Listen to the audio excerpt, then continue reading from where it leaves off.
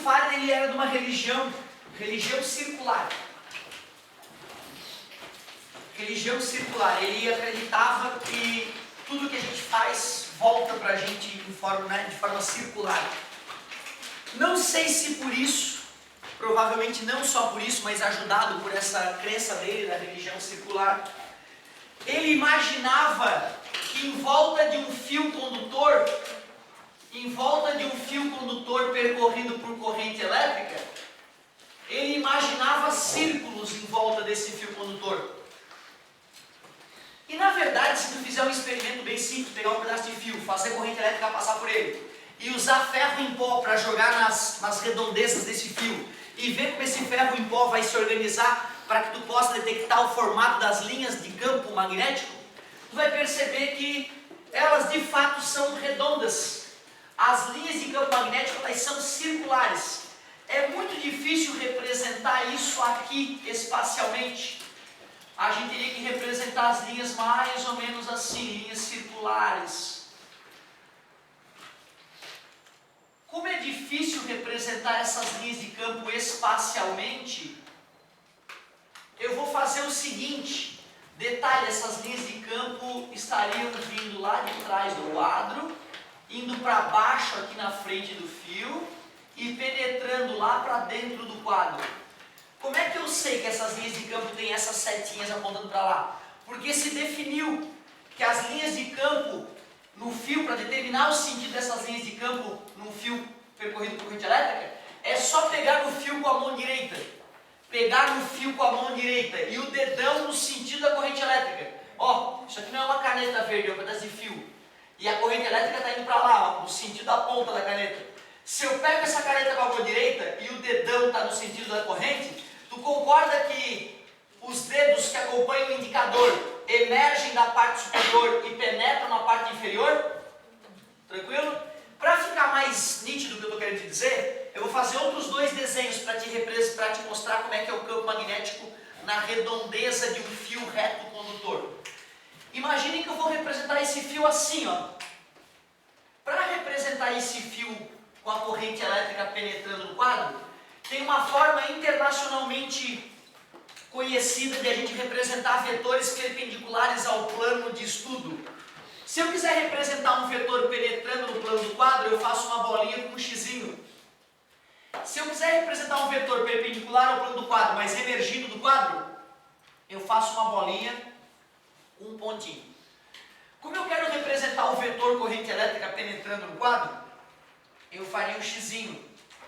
E vou chamar de I, para tu entender que aquilo é esse fio sendo visto assim de frente, ó, penetrando lá dentro do quadro. A corrente elétrica está indo para dentro do quadro. Como é que nós representaríamos as linhas de campo magnético ao redor desse fio? Pega com a mão direita o fio, só que o dedão tem que ser no sentido do I, da corrente elétrica. Então eu sei que essas linhas de campo são circulares.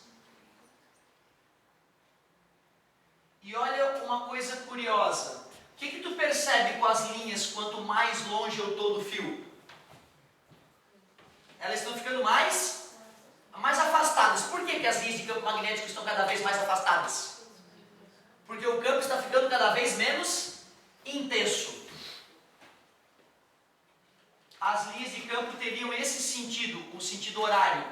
Esse sentido só é horário por quê?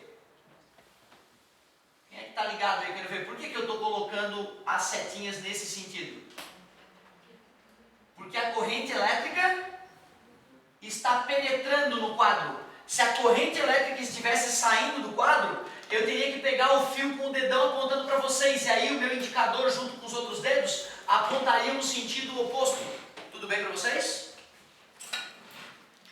Tu vê, se eu pegar um pedaço de ímã e aproximar do fio percorrido por corrente elétrica, vamos dizer que o polo norte é a pontinha, tá vendo? Se eu trouxer o cara para cá e soltar o ímã aqui, ele faz isso, ó. Se eu trago ele para cá, ele faz isso. Se eu vou acompanhando a linha de campo, ele vai sempre ficando tangente à linha de campo. Beleza? Foi por isso que criaram a regra da mão direita, né? Porque percebiam o ímã se comportando dessa maneira aqui em volta. Então não tem jeito, o campo magnético tem que estar apontando desse jeito. Será que a religião circular do Faraday influenciou ele nessa descoberta? Será que a crença dele ajudou ele a enxergar essas linhas? O que alguns dizem é que sim. Se bem, cara, que eu acho que se ele jogou ferro em pó ali em volta, ele viu o ferro em pó formando círculos bonitinhos e pronto, aí não precisava da religião. Mas tudo bem, não tem problema nenhum, sempre bom ter crenças. Galerinha, olha o que eu fiz com o fio. Peguei o fio e desenhei ele de lado. A corrente elétrica aí está indo para a direita. Para representar o campo magnético assim de perfil, eu poderia fazer o seguinte, ó. As linhas de campo estão surgindo da parte superior do fio e penetrando na parte inferior do fio. Já que está surgindo da parte superior, eu faria uma bolinha em cima e eu faria um xizinho embaixo. Só que agora eu vou fazer uma ainda menor. Por que eu estou diminuindo os círculos que representam o campo magnético?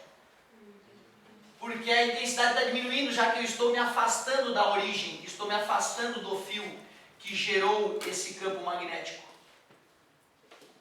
Então essas bolinhas vermelhas representam o campo magnético, emergindo da parte superior, penetrando na parte inferior. Tudo bem para vocês? E aqui na frente do quadro, para onde é que apontaria o campo magnético? Para onde é que apontaria o campo magnético aqui na frente do quadro? Para baixo, parabéns. Deixa eu ver se é verdade. Ah, é verdade. E lá atrás do fio? Para cima, né? Para cima. Legal. Então tu vê, né, cara? Na hora de fazer exercício para definir o sentido do campo magnético, tem que pegar com a mão direita. Não pode ter vergonha. E tu vai ver que na hora do exercício, muita gente vai ficar se torcendo e mexendo a mãozinha. No dia do vestibular, todo mundo vai ficar que nem um maluco, certo? Em cima da prova, pegando com a mão direita o fio. Pega no fio com a mão direita. E o dedão no sentido da corrente. Os dedos que acompanham o indicador, esses outros quadros, indicam para onde apontam as linhas de campo magnético. Mas seria importante mesmo a gente descobrir uma maneira de calcular esse campo magnético. Representá-lo é chatinho mesmo. Mas nós temos que calcular quanto vale o campo magnético aqui. Aqui. Vamos ver. Campo magnético gerado por fio reto e longo. Campo magnético gerado por fio reto e longo. Isso que eu vou te mostrar só vale se o fio for reto e for grandão. Se for um pedaço de fio pequenininho, o que eu vou te mostrar não serve. Ah, professor, e se eles me perguntarem de um fio pequeno? Senta e chora. Não pode. No ensino médio ele não tem o direito de fazer isso, porque existiria cálculo diferencial integral. Então olha só, se eu tenho um fio longo, como é grande esse fio, e tem uma corrente elétrica percorrendo esse fio, já sabemos que em volta desse fio tem campo, temos que aprender a calcular esse campo magnético. Eu quero aprender a calcular o campo magnético a uma certa distância R do fio. Vamos chamar de B campo magnético. Vamos chamar de B. B igual. Tu aceita que quanto maior a corrente elétrica, maior o campo magnético gerado? Ela é que é a origem do campo magnético, né? Se eu tenho mais corrente elétrica, eu tenho mais campo magnético. Então quer dizer que o campo magnético é diretamente proporcional ao I. Aumentando o I, aumenta o campo magnético. Isso no laboratório é fácil de provar. Tu dobrar a corrente elétrica e perceber que o campo magnético dobrou de intensidade. Triplicar a corrente elétrica e perceber que o campo magnético triplicou de intensidade.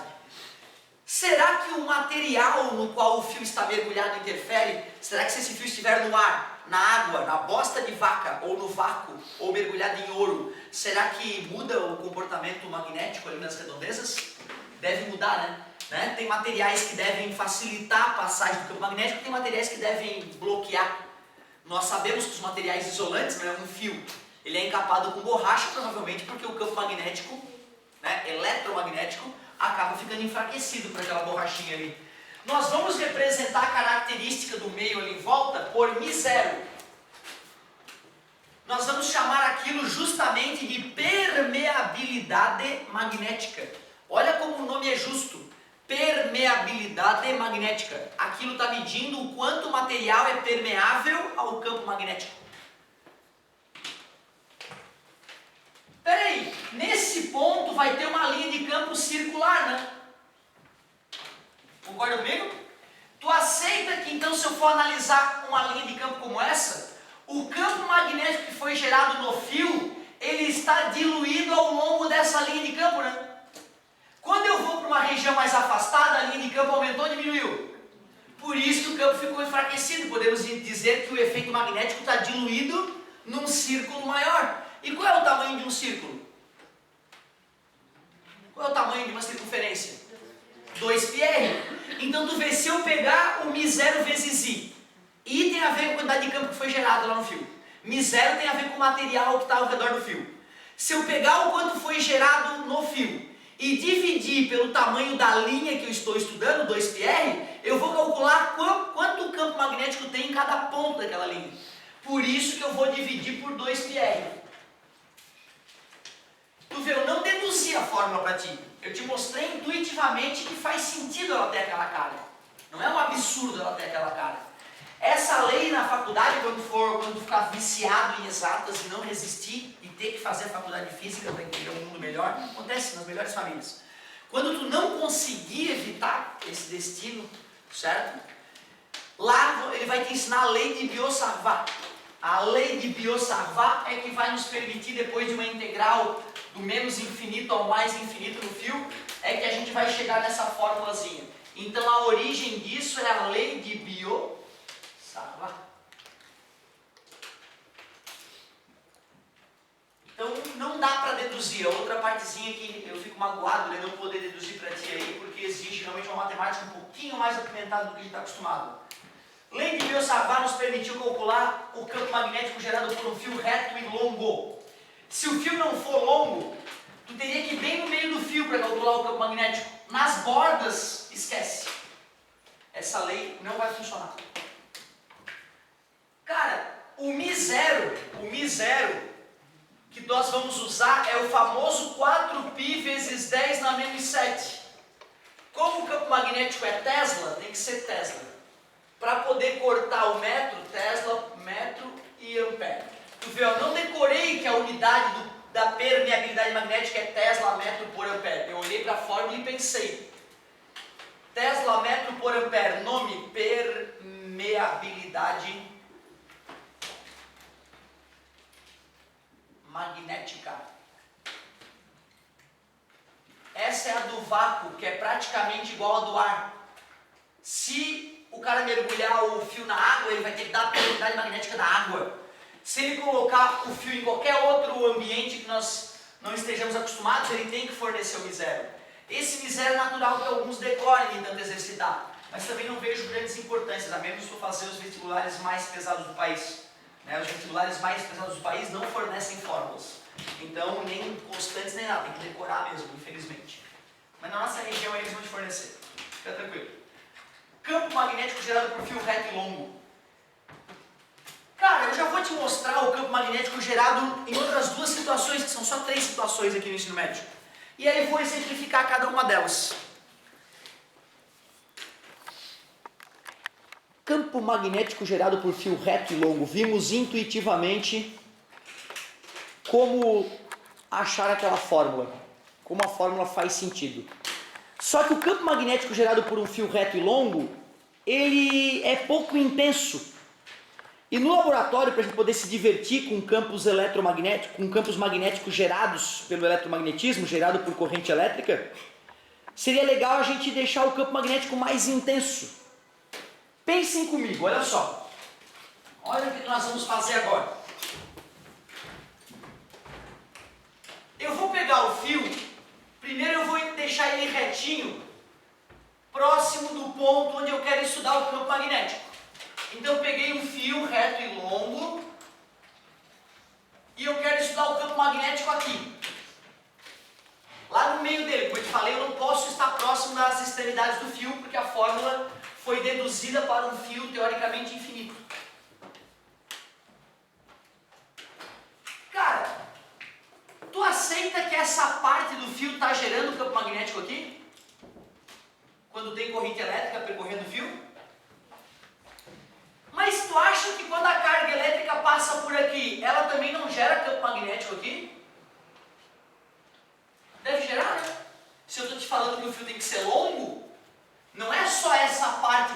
influenciando no campo magnético aqui, né? Essa parte também deve estar influenciando, né? E será que aqui também influencia? Desses pontos que eu estou assinalando, ponto A, B, C, D e E, qual deles gera mais campo magnético ali no ponto? O C, porque o C está mais próximo. Natural, né? Pô, peraí, será que eu não posso deixar todos aqueles pontos tão próximos do ponto de estudo como o ponto C? Será que eu não posso aproximar esse ponto B do ponto de estudo? Deixa eu pensar. Eu posso. Eu posso pegar e enrolar o fio, né? Tu aceita que se eu enrolo o fio em volta do ponto, as partes do fio ficam todas a uma mesma distância do ponto de estudo? Tu aceita intuitivamente que fazendo isso eu estou aumentando o campo magnético no centro da espira? Então enrolar um fio em torno de um ponto é uma tentativa de deixar o fio mais próximo daquele ponto. Foi daí que surgiu a ideia de fazer o espira. Espira nada mais é que um círculo feito de fio. Campo magnético gerado por espira. Gerado por espira. Cara, espira. Se a corrente elétrica for nesse sentido, o campo magnético no centro está entrando ou saindo? Que show, Pedro. Já senti a galera pegando no fio com a mão direita. Entrando. E aqui fora? Saindo, né? Em qualquer lugar aqui do interior o campo magnético penetra. A fórmula que eu vou te mostrar só serve para calcular o campo magnético bem no centro da espira. Se te pedirem aqui, senta e chora. Se te pedirem ali, chora. Só ali tu pode calcular o campo magnético no ensino médio. Bem limitado o ensino médio a respeito disso. Sabe, na faculdade o cara aprende a calcular o campo magnético ali, lá, já é uma encrenca. Já é uma encrenca. O campo magnético ficou concentrado, né? Porque eu enrolei o fio em torno do ponto, não é? Então a fórmula deve gerar um resultado maior ou menor do que a fórmula anterior? Maior, né? O material continua influenciando. Se for ar ou vácuo, o misero é o clássico. Se for água, muda o misero. A corrente elétrica continua influenciando. Quanto mais corrente elétrica, mais campo magnético. Faz sentido? Só que agora, o campo magnético gerado por cada pedacinho do fio acaba se concentrando no centro da espira. E aí não é mais 2πr aqui embaixo, é só 2r. Por que, professor? Eu teria que fazer a integral da lei de Biot-Savart na circunferência. Não dá para te explicar perfeitamente por que o π sumiu. Mas tem uma piada idiota sobre isso. O que é ex-mulher? Não é mais mulher. Ex-namorado? Não é mais namorado. O que é ex-pi? Sacou? Ex-pi? Expira. É que não tem mais o pi. Sacou? Então, se algum dia tu ficar confuso entre a fórmula do fio reto e a fórmula da ex-pi, tu tira o pi, certo? Beleza? Piadinha tosca que acaba funcionando. Quando eu estava no teu terceirão, eu não tinha essa piadinha. Piadinha eu ganhei dos alunos. Eu pensava o seguinte, se eu jogar os mesmos dados nas duas fórmulas, qual que dá o resultado maior? A da direita ou a da esquerda? A da esquerda dá um resultado quantas vezes maior? Pi vezes maior, né? Concorda comigo? Caramba, quando eu pego um fio reto e enrolo ele fazendo uma espira em torno de um ponto, eu aumento o campo magnético naquele ponto? Quantos por cento? Pi, né? 3,14. Multiplicar por 3,14 é aumentar em 314%. Concorda comigo? Aumentamos em 314% o campo magnético só porque tivemos a ideia de dar uma volta no fio aqui em volta. Legal. O pessoal percebeu que o campo magnético ali estava entrando, seria uma bolinha. Pontinho ou xizinho? Xizinho, né? Seria o vetor campo magnético. Aqui por fora, o vetor campo magnético seria uma bolinha com um pontinho. E por que a bolinha ficou menor? Porque aqui fora o campo magnético está diluído, né? Comparado com ali dentro, o campo magnético está mais concentrado, certo? Na volta, eu vou te mostrar o campo magnético gerado por um solenoide.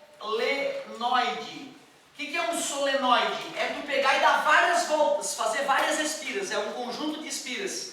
Vou te mostrar o campo magnético gerado pelo solenoide e vou exemplificar.